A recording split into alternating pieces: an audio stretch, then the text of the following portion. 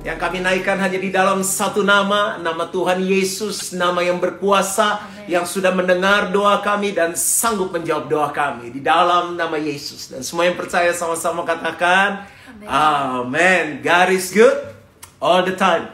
And all the time, God is good. Oke, tema kita hari ini adalah goodness in the midst of crisis. Kebaikan Tuhan di tengah krisis. Bapak Ibu Saudara, mudah sekali untuk mengatakan Tuhan baik kalau kita dalam keadaan yang baik. Tapi dalam keadaan seperti ini, kalau kita bisa mengatakan Tuhan baik, itu sangat luar biasa. Mazmur 107 ayat 1 sampai 2. Mazmur 107 ayat 1 sama 2. Yang percaya Tuhan baik, yang mengalami Tuhan baik, mana jempolnya? Coba tolong jempolnya. Nyanyian syukur dari orang-orang yang ditebus Tuhan. Tanda orang yang mengalami kebaikan Tuhan tuh dia suka bernyanyi untuk Tuhan ya. 2 ayat aja. Bersyukurlah kepada Tuhan sebab Ia baik. Bahwasanya untuk selama-lamanya kasih setia Tuhan. Jadi yang nanya, mana Tuhan? Kok Tuhan gini sih? Bahwasanya untuk selama-lamanya kasih setia Tuhan. Ayat yang kedua, biarlah itu dikatakan orang-orang yang ditebus Tuhan. Yang ditebusnya dari kuasa yang menyesakkan. Mungkin kita ada dalam keadaan-keadaan yang menyesakkan. Tapi saat kita melakukan apa yang kita akan belajar malam hari ini, kita akan melihat bagaimana Tuhan membebaskan setiap kita. Nah, saya akan sampaikan 2 hal aja. Kita akan mengalami kebaikan Tuhan dalam saat krisis ini jika kita melakukan 2 hal. Kita akan mengalami kebaikan Tuhan dalam krisis ini jika kita melakukan 2 hal ini. Yang pertama, dalam ayat pertama dikatakan apa? Bersyukurlah kepada Tuhan. Jadi Bapak Ibu Saudara, bersyukurlah kepada Tuhan. Bersyukur itu di hati. Bersyukur itu di hati. Ada yang dari mulutnya dia memuji Tuhan. Mulutnya nggak ngomong apa-apa, tapi hatinya ngedumel. Hatinya kesel, hatinya marah. Kok gini sih? Kok gitu sih? Ih Tuhan, gitu. Mulutnya agak monyong ke depan. Tapi bersyukur itu di hati. Yang tahu cuma kita sama Tuhan. Nanti saya kasih contoh beberapa hamba Tuhan. Jadi coba cek hati kita, pegang dadanya dulu sebentar. Masih bersyukur nggak ya saat ini ya? Gaji dipotong, ada yang di PHK. Nanti kita akan dengar beberapa kesaksian. Masih nggak kita bisa berkata terima kasih Tuhan? Engkau baik, Kau baik. Makanya semua lagu yang saya susun hari ini tentang kebaikan Tuhan. Bersyukur itu di hati. Ini yang pertama. Yang kedua, bersyukur itu nggak boleh hanya di hati, tapi harus dikeluarkan lewat mulut. Yang kedua adalah mengatakannya kepada Tuhan. Karena ayat 2 dikatakan biarlah syukur yang di dalam ini dikatakan orang-orang yang ditebus Tuhan. Bapak Ibu Saudara, kan lepas apapun yang terjadi, kita udah ditebus Tuhan. Udah diselamatkan. Kita udah punya tempat di surga. Itu berkat yang terbesar yang kita sudah terima. Jadi 2 hal aja. Bagaimana kita bersyukur, hati kita harus dijaga. Tiap hari bersyukur, setiap saat bersyukur. Lalu ucapkan itu. Yang di hati dikeluarkan. Firman Tuhan dalam Roma pasal 10 ayat 9-11. Roma 10 ayat 9-11 berkata seperti ini. Sebab jika kamu mengaku dengan mulutmu bahwa Yesus adalah Tuhan. Kita menyembah Yesus Tuhan kan? Dan percaya dalam hatimu bahwa Allah telah membangkitkan dia dari antara orang mati. Maka kamu akan diselamatkan. Ayat 10. Karena dengan hati orang percaya dan dibenarkan. Hati ya. Dan dengan mulut orang mengaku dan diselamatkan. Paulus berkata, aku percaya sebab itu aku berkata-kata. Siapa yang percaya Tuhan baik? Kok nggak dikatakan sih? Ya Tuhan baik. Dikatakan dong. Diucapkan. Jadi nyanyi setiap hari. Harus dikatakan, diucapkan. Tuhan baik, Tuhan luar biasa. God is so good. Nyanyikan itu. Ya, ayat 11. Karena kitab suci berkata, barang siapa yang percaya kepada dia tidak akan dipermalukan. Krisis yang besar ini nggak akan mempermalukan kita. Karena kitab suci berkata, barang siapa yang percaya kepada dia tidak akan dipermalukan. Nah, sebelum saya baca beberapa kesaksian seperti yang saya janjikan, ada 2 hamba Tuhan, yaitu Ayub dan Habakuk. Ini firmannya begitu luar biasa sekali ya. Ayub 2 ayat 9-10. Ayub itu orang yang saleh sama Tuhan. Saleh, tapi musibah menimpa dia. Itu diizinkan pagar diangkat karena setan bilang gini, Kan Ayub tuh orang yang saleh sama Tuhan. Tapi itu waktu dia diberkati. Coba kalau keadaan gak baik, coba lihat masih saleh atau enggak. Nah kita lihat ya. Ayub 2 ayat 9 sampai 10. Maka berkatalah istrinya kepadanya. Makanya bapak-bapak, suami-suami tolong istrinya, anaknya diajak ngumpul. Doa sama-sama memuji Tuhan. Harus sehati. Ya, masih bertekunkah engkau dalam kesalehanmu? Kutukilah Allahmu dan matilah. Karena keadaan lagi gak baik. Tetapi jawab Ayub kepadanya, lihat perkataan Ayub. Engkau berbicara seperti perempuan gila. Apakah kita mau menerima yang baik dari Allah, tetapi tidak mau menerima yang buruk? Dalam kesemuanya itu, Ayub tidak berbuat dosa dengan bibirnya. Makanya daripada bibirnya berdosa, yang penting gini. Hatinya bersyukur, diucapkan. Hatinya bersyukur, diucapkan, dikatakan ya. Itu caranya mengalami kebaikan Tuhan. Habakuk. Nah Habakuk juga mengalami hal-hal yang gak baik. Dalam Habakuk 3 ayat 17 sampai 19. Pasti gak banyak yang suka baca Habakuk ya. Habakuk 3 ayat 17 sampai 19. Sekalipun pohon ara tidak berbunga, pohon anggur tidak berbuah, hasil pohon zaitun mengecewakan, sekalipun ladang-ladang tidak menghasilkan bahan makanan, kambing domba terhalau dari kurungan, dan tidak ada lembu sapi dalam kandang, namun aku akan bersorak-sorak di dalam Tuhan, beria-ria di dalam Allah yang menyelamatkan aku. Mengapa dia melakukan itu? Ayat 19, Allah Tuhanku itu kekuatanku. Saat kita bersyukur dan kita mengucapkannya, kita mengutarakannya lewat sorak-sorai, pujian, penyembahan. Ia membuat kakiku seperti kaki rusa. Ia membiarkan aku berjejak di bukit-bukitku. Sehingga kaki-kaki kita, fondasi kita menjadi kuat di dalam Tuhan. Jadi pesan firman Tuhan hari ini, bagaimana kita bisa mengalami kebaikan Tuhan. Syukur, ucapkan. Syukur, perkatakan. Nyanyikan, pujikan itu, sembah itu. Lakukan lewat sorak-sorai. Dan kita akan terus mengalami kebaikan Tuhan. Nah, kesaksiannya banyak. Saya nggak tahu apakah saya bisa membacakan semuanya. Dan kesaksian ini diambil dari family cell di GBI Gilgal. Bagaimana mereka mengalami kebaikan Tuhan. Ada yang guru, ada yang arsitek atau kontraktor, ada yang bisnismen, dan lain-lain. Saya coba lihat ya, saya bisa baca berapa banyak. Kesaksian yang pertama, saya nggak sebut namanya ya. Saya seorang guru di salah satu sekolah dan mengajar private. Saya istri dan sekaligus seorang ibu dari 3 putri yang cantik-cantik. Cie. Sejak awal Maret, itu Cie saya nambahin sendiri. Sejak awal Maret, pemerintah memutuskan untuk belajar dan mengajar dari rumah. Itu berarti saya juga harus mengajar dari rumah saja. Selain itu saya juga tidak dapat mengajar private ke rumah-rumah seperti biasanya. 2 bulan sudah berjalan, banyak penghasilan yang berkurang. Terutama penghasilan dari les-lesan. Padahal itu cukup menjadi dukungan ekonomi yang cukup besar di dalam keluarga saya. Saya tetap mengajar sekolah dari rumah. Semula sekolah memutuskan untuk memotong gaji guru dari transportasi dan uang makan seperti yang pernah disampaikan beberapa waktu lalu. Tetapi saya sangat dikuatkan dalam family cell. Sekalipun lewat online Zoom. Ketua sel kami selalu memotivasi untuk terus percaya dan berdoa. Puji Tuhan pada akhirnya sekolah memutuskan tetap memberikan uang makan dan transport. God is so good. Walaupun penghasilan dari les-lesan tidak ada dan kami tetap harus membayar beberapa cicilan. Namun saya tetap harus bersyukur dan percaya bahwa Ia Allah yang hidup dan Tuhan yang tidak akan pernah meninggalkan saya. Tetapi Tuhan juga mau saya berhikmat dan bijak, tidak hanya duduk diam. Saya harus melakukan sesuatu. Jadi saya merenungkan ya, buat apa ya? Nggak bisa masak, nggak bisa buat kue. Hingga suatu saat entah apa yang mendorong saya ingin membuat kue. Lama-kelamaan itu menjadi hobi. Saya bahagia sekali bisa membuat kue. Orang tua dan mertua saya hampir tidak percaya kalau saya bisa membuatnya. Ini saya bacanya aja hampir ngiler. Bisa buat donat, pai susu, bolu marmer, sampai merangkak cookies atau koki kering. Puji Tuhan saya mencoba untuk menjualnya. Ya walaupun belum seramai orang lain, minimal saya mencobanya. Work from home ini mengajarkan saya banyak hal.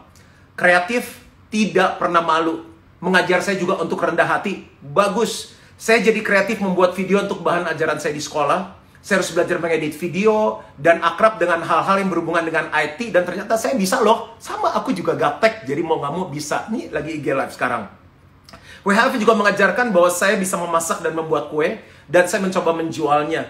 Saya juga membantu orang lain, mencoba menjual produk dari orang tua murid, memasukkannya ke restoran, karena banyak usaha yang tutup, membantu menjualnya secara online. Nah, ini kesaksian yang pertama, luar biasa ya. Tuhan mencukupi, Tuhan baik. Yang kedua, apakah mau lanjut yang kedua? Saya member dari salah satu family cell di GBI Gilgal. Tuhan pelihara kami di tengah krisis. Ini udah kesaksian kedua ya. Kami adalah karyawan swasta yang terkena potong gaji dari salah satu company. Di sini kami mau sharing tentang proses melahirkannya putri kami. Di tengah, sebentar pegel. Di tengah wabah corona, kami sungguh khawatir dengan proses persalinan, keamanan rumah sakit, biaya yang dikeluarkan. Khawatir nggak ada yang jenguk. Karena souvenir udah banyak dipesan. Dan banyak hal lain. Fokus utama kami tapi lebih kepada biaya. Kami tahu melahirkan tidak mudah dan dari awal kami memang berniat mau melahirkan di rumah sakit tersebut dan sudah menyiapkan budget. Dengan perkiraan masih digaji normal ke depannya. Dengan adanya corona, gaji yang dipotong cukup signifikan. Kami sempat pikir mau pindah rumah sakit. Karena ini kan rumah sakit ibu ya. Kalau pindah ke rumah sakit lain pasti beda. Singkat cerita, anak kami direncanakan operasi sesar tanggal 20 April.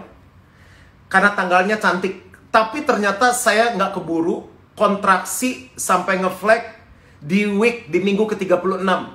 Sehingga tanggal 13 April sudah harus diopname karena khawatir ketuban pecah. Awalnya kepikiran begini, aduh nih tambah biaya nih, opname 2 hari di luar paket kelahiran. Kok tanggalnya nggak sesuai dengan rencana ya? Setelah mengalami opname 2 hari, dokter memutuskan untuk operasi dimajukan ke tanggal 15 April. Jadi tadinya 20 April, jadi 15 April maju. Walaupun kandungan saya belum 37 minggu. Sempat terlintas, aduh ini kehitung prematur nggak ya? Kalau nanti disinar, pasti ada biaya lagi nggak ya? Hari Rabu 15 April lahirlah anak kami. Namanya Joyce Jovanka yang artinya sukacita pemberian dari Tuhan. Anak kami lahir secara usia memang prematur karena masih 36 minggu dan 4 hari. Tapi tidak perlu ditindak apapun, bahkan beratnya pun sudah hampir 3,5 kilo. Wow. Nah, kami mengerti kenapa Tuhan mengizinkan saya melahirkan lebih awal. Dia mengalami kebaikan Tuhan. 1, waduh ini pakai nomor. Saya masuk di hari Senin, seminggu lebih awal dari rencana masuk rumah sakit sebelumnya. Ternyata Selasa besoknya rumah sakit mengeluarkan memo semua pasien ataupun suami yang nemeni istri wajib tes COVID yang harganya kurang lebih nambah 2,5 juta dan ada tambahan biaya APD untuk tim rumah sakit. 2, ada peraturan baru jika pasien batuk atau flu operasi bisa ditunda bahkan dibatalkan dan harus dirujuk ke rumah sakit umum karena rumah sakit tersebut tidak mau ambil resiko. 3, kamar utama habis. Temen saya yang mau lahiran selang beberapa hari saja sampai harus nunggu tes COVID 6 jam dan waiting list kamar. Dan hanya ada kamar yang fasilitasnya paling mahal yang tersedia saat itu. Nah, saya tidak perlu mengalami ketiga hal di atas karena Tuhan sengaja memajukan kelahiran putri kami lebih awal supaya tidak ada biaya tambahan apapun sesuai dengan budget yang kami sudah siapkan. Nah, pada akhirnya saat bill tagihan rumah sakit keluar, entah mengapa jumlah yang kami bayangkan itu jauh sekali dengan harga yang tertera di bill. Maksudnya lebih murah. Bahkan biaya saya di opname yang 2 hari itu pun tidak ada. Saya dan suami sampai tidak percaya karena teman kami dengan dokter yang sama, rumah sakit yang sama, hanya beda 1 minggu lebih awal saja harga billnya di atas kami. Ini benar-benar berkat Tuhan. Aku tuh dengar gitu sampai pengen istriku melahirkan lagi, cuma udah nggak bisa. Ya, tidak hanya itu, dicubit. Tidak hanya itu, berkat terus mengalir sampai hari ini. Orang mengirimkan kado. Ayo siapa tuh yang ngirimin kado lewat paket ke rumah, bahkan sampai kebutuhan Pampers 1, lemari bayi 2, dan keperluan lainnya 3. Bahkan ada yang mengirimkan di luar dugaan kami tanpa kami bercerita atau meminta. God is so good. Lanjut. Bapak Ibu udah pegel belum nih? Masih dengar kan ya? Aku nggak bisa lihat soalnya. Yang ketiga, ini pemilik restoran nih ya, dengar kesaksiannya ya. Moga-moga ini menguatkan bahwa Tuhan tetap baik. Mana jempolnya dong bahwa Tuhan itu baik. Saya adalah pemilik restoran dan franchiser. Selama masa corona penjualan turun lebih dari 90%. Gubrak. Meski bisnis saya di luar dan sebagian dari gajian tidak perlu berjalan karena kami menggunakan staff casual, sewa dan pengeluaran sebelum masa lockdown masih harus dibayar. Istri saya sebagai financial controller pun kewalahan. Namun istri saya mengikuti saya untuk mulai doa setiap malam. Dengar baik-baik, mulai doa setiap malam. Dan dia bisa merasakan betapa baiknya Tuhan. Saat ada bill atau gajian yang harus dibayar, pertolongan Tuhan tidak pernah terlambat. Selalu ada aja jalan keluar. Entah dari government grant maupun dari customer yang membayar. Pada saat ini saya juga stuck di Jakarta. Saya juga belajar mengenai bisnis lain, yaitu konveksi. Jadi dari restoran belajar konveksi. Meski orang tua saya sudah bisnis garment dari saya kecil, saya tidak pernah tahu menahu soal bisnis ini. Beberapa minggu lalu saya ditawari untuk membantu menjual APD. Dan dari situ saya mendapat komisi yang cukup untuk makan beberapa minggu ke depan. Saya mengucap syukur atas pemberian Tuhan, tetapi malamnya saat saya berdoa, saya diingatkan bahwa ini adalah bisnis baru dan diingatkan akan buah sulung. Saya selalu menerapkan ini setiap kali ada cabang baru atau bisnis baru yang buka. Dan saya pun sharing ini kepada istri dan dia pun mengiyakannya. Dan keseluruhannya pun saya transfer. Beberapa hari kemudian teman saya menawarkan untuk membantunya menjahit APD. Meski saya tidak mengerti, saya katakan oke, dan saya langsung mulai belajar. Dari ukuran jarum, tipe jahitan, bahan, sablon, dan lain-lain. Singkat cerita, akhirnya disingkatin. Semua selesai dan dari untung yang tadinya cukup untuk beberapa minggu, Tuhan multiplikasikan. Dengar baik-baik, Tuhan multiplikasikan menjadi cukup untuk beberapa bulan. Ada amin. God is so good. Kita harus belajar beradaptasi. Pendapatan yang angka tadinya biasa buat sebulan, sekarang harus dicukup-cukupin untuk beberapa bulan. Tetapi belajar mengucap syukur, kita masih bisa makan, masih ada atap di atas kita. Saat semua ini baru mulai, saya menelepon semua investor dan bisnis partner untuk memberi info bahwa tidak akan ada dividen dan gaji untuk 6 bulan ke depan untuk mengkonservasi cash flow yang ada. Beberapa dari mereka protes, mengatakan, saya harus makan apa? Saya bilang mengucap syukur, kita masih bisnis bidang makanan, kapan saja mau makan bisa ke toko dan ambil makanan. Selama work from home, saya juga mengikuti family sale via Zoom. Meski pertama-tama merasa aneh, saya merasa sangat diberkati dan mengerti bahwa bukan cuma saya yang sedang mengalami saat sulit. Melalui family sale, kita terus diingatkan bahwa di tengah semua ini kita masih ada orang-orang yang peduli, mendoakan kita di saat kita down, dan juga menguatkan dan dikuatkan dengan keluarga rohani kita. Oh, BTW, kita sudah menyiapkan untuk membuka kesempatan mereka yang mau daftar sale secara online, ya, sale secara online. Saya rasanya satu kesaksian lagi ya. Nah, ini apa, arsitek nih, coba saya baca ya. Ada 7 harusnya, saya baca ini 4 aja. Nama saya, saya nggak sebut nama. Saya adalah seorang arsitek dan juga kontraktor. Di awal tahun 2020 ini pekerjaan saya cukup berjalan dengan baik. Perputaran cash flow juga berjalan lancar. Saya teringat akan khotbah awal dari Pastor Juan awal tahun, bahwa di tahun 2020 kita harus bijaksana dalam penggunaan uang. Memasuki bulan Maret 2020, ternyata keadaan Indonesia berubah karena adanya pandemi COVID-19. Dan kegiatan usaha kontraktor berhenti total. Pekerjaan saya juga tersangkut dengan cash flow. Saya mulai mengikat pinggang karena biaya-biaya tetap harus berjalan, sedangkan pemasukan terhenti, dan kita semua juga tidak tahu sampai kapan kondisi seperti ini berakhir. Singkat cerita, di awal bulan pada tanggal 7 Mei 2020 ada tagihan piutang yang cair dengan jumlah yang tidak besar. Di dalam hati Roh Kudus menggerakkan saya untuk langsung membayar perpuluhan. Roh Kudus berbicara, transfer saja, jangan khawatir, Tuhan pasti cukupkan. Biasanya saya selalu mengembalikan perpuluhan di counter keuangan gereja, jadi saya tidak tahu nomor rekening perpuluhan. Jadi saya bertanya kepada salah seorang pastor mengenai nomor rekening perpuluhan GBI Gilgal. Setelah saya transfer, di saat itu juga saya merasakan damai, rasa cemas hilang seperti tidak ada apa-apa. Keesokan harinya pada tanggal 8 Mei, klien lama saya menghubungi saya untuk bisa bertemu pada tanggal 12 Mei untuk membahas proyek baru setelah kondisi kembali normal. Dan sekarang untuk mengerjakan proses desain terlebih dahulu. Yang lebih mengejutkan, bukan hanya satu klien, namun ada 2 klien yang menghubungi secara bersamaan di daerah yang sama untuk mengerjakan proyek bangunan baru. Baru kali ini ada masuk 2 pekerjaan di waktu yang sama. Saya juga terheran-heran karena ini belum pernah saya alami. Saya bersyukur dan selalu ingat bahwa Tuhan menjaga anak-anaknya. Tuhan itu hidup dan Tuhan bekerja dengan cara yang kita tidak pernah pikirkan. Mari angkat tangan, kedua tangan kita, dimanapun kita berada. Saya mau doa berkat. Bapak Ibu Saudara yang dikasih oleh Tuhan, kebaktian, praise and worship kita sudah selesai. Terimalah berkat dari Allah Bapa, kasih karunia dari Tuhan Yesus Kristus, pertolongan, persekutuan yang manis dan pimpinan Roh Kudus menyertai kita mulai hari ini sampai Yesus jemput kita kembali. Dan semua yang percaya sama-sama katakan, amin. Amin. Amin.